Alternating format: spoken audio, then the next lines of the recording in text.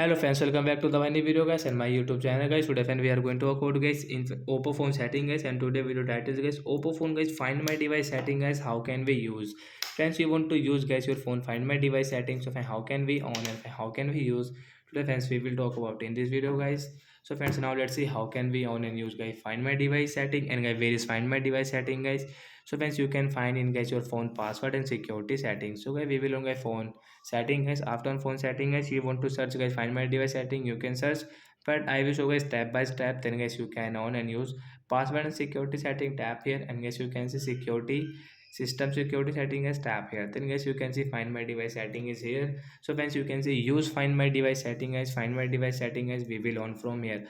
After on guys your phone device location is off, so guys you will have to enable your phone device location. After enable guys, you can use your find my device setting guys. You can see find my device notification. Find my device helps you locate this device remotely. If you lose the device, it also helps you keep your data safe. So like that guys, you can on and guys you can use guys your find my device setting guys. And friends, you want to track your phone, so guys you can track also. Friends, you want to off, so guys you can off from here. So like that guys, we can on and guys we can off guys our phone find my device setting. So that's it guys, thanks for watching the video, bye guys.